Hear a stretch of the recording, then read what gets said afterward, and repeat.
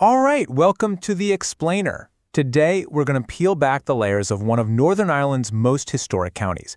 We're going to try to understand the really deep and complex story that's literally etched into its landscape. You know, when you look at an old map like this one, every single line tells a story. So what are those stories? What tales of conflict, faith, and just sheer survival are hidden in the fields and roads of County Armagh? Well, it actually starts with its name. So the story really starts way back in myth. The name itself, Armagh, comes from the Irish Ard Macha, which means Macha's high place.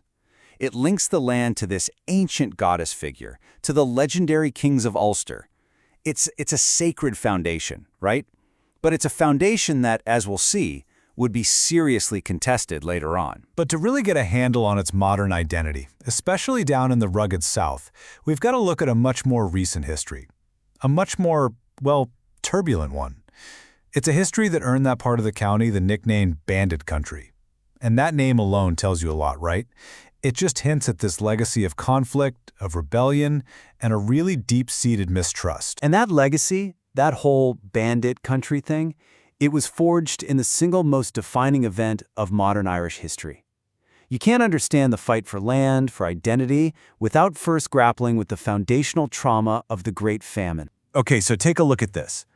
This gives you a snapshot of just how precarious life was, say, in the parish of Cregan in South Armagh, right before the famine. I mean, life was balanced on a razor's edge. The entire population almost completely dependent on one crop, the potato. Sure, they grew oats, but not for themselves. That was just to sell for rent and tithes. And their housing? Get this, over 1,400 families were crammed into these tiny, one-room mud cabins. It was just widespread destitution. It was a catastrophe just waiting to happen. And then the blight hit. And the catastrophe was, well, it was unimaginable. This number right here, minus 77%. That represents the utter collapse of that poorest class of people.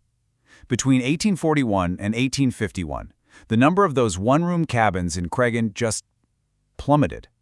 And let's be clear, these people didn't move into bigger houses. No, they died. They fled.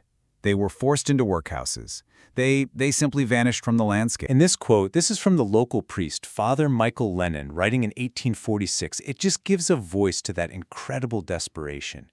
He wrote, "It is really heartrending to listen to the lamentations of the poor people crying out for work that they may be enabled to purchase food." Wow. I mean, you can just feel the anguish, the total helplessness in those words. So after all that, the famine left more than just ghosts behind. For the people who survived, it created this desperate, all-consuming hunger for the one thing they believed could stop that horror from ever happening again: land security. And that fear, that absolute need for land, it ignited a whole new, fierce chapter of conflict between tenants and their landlords. And this conflict, it's really perfectly encapsulated in the story of one man. This guy, Thomas Douglas Bateson. He was a land agent for a big estate, he was a magistrate, and he ran what was called a model farm. And his murder, in December 1851, it wasn't just a crime, no. It became a total flashpoint for all those tensions over land that had been simmering ever since the famine. So, who was the real Thomas Bateson? Well, the truth is, it completely depends on who you asked at the time. On one hand, you have accounts that describe him as this, improving landlord, setting up a model farm to help his tenants. But then you look at a local newspaper and it paints a totally different picture. They describe a man known for harsh evictions who refused to lower what they called exorbitantly high rents. The truth, as it often is probably somewhere layered in between those two stories. And just look at this timeline. It really shows you the community's fraught relationship with the official justice system. The legal saga that followed Bateson's murder was a total mess. First, you have these two guys arrested. Francis Kelly is tried twice, both times a hung jury. Then, a witness changes their story, and the other guy, Owen Kelly, is acquitted. Then, years later, 3 completely different men are convicted and executed. And the key thing? It's all based on the testimony of paid informers. You can see how a process like that would just fuel a deep, profound, and lasting mistrust of the state. Okay, so think about it. You've got all this trauma, this poverty, this intense conflict.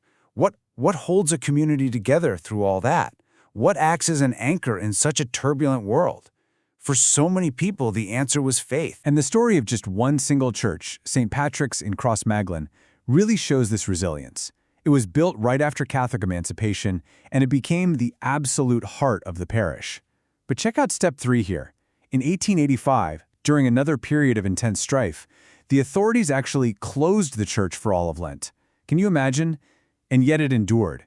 It was improved over time, and its perimeter wall, the graveyard, it physically enclosed and defined the community. It became, in a very real sense, a fortress of identity. All right, so let's tie all these threads together. You've got the famine, you've got the land wars, you've got this fortress of faith. How does all of that weave together to create the Armagh we see today? Well, the legacy is right there, visible in the data. Here it is. This is the legacy, but quantified. You can see the complexity of all those historical layers and how people actually identify today.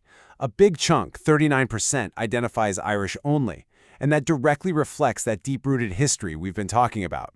But then you have these other significant groups, people who see themselves as British only or Northern Irish only, and that's a direct reflection of the county's place within the UK. These are not just numbers on a chart. They're the living, breathing results of centuries of history. And the religious data? It tells the same powerful story. That majority who come from a Catholic background, that speaks directly to that history of resilience and community solidarity we saw, anchored by the local church. At the same time, the significant Protestant and other Christian population points to that whole other layered story of settlement and identity in the region. And even language.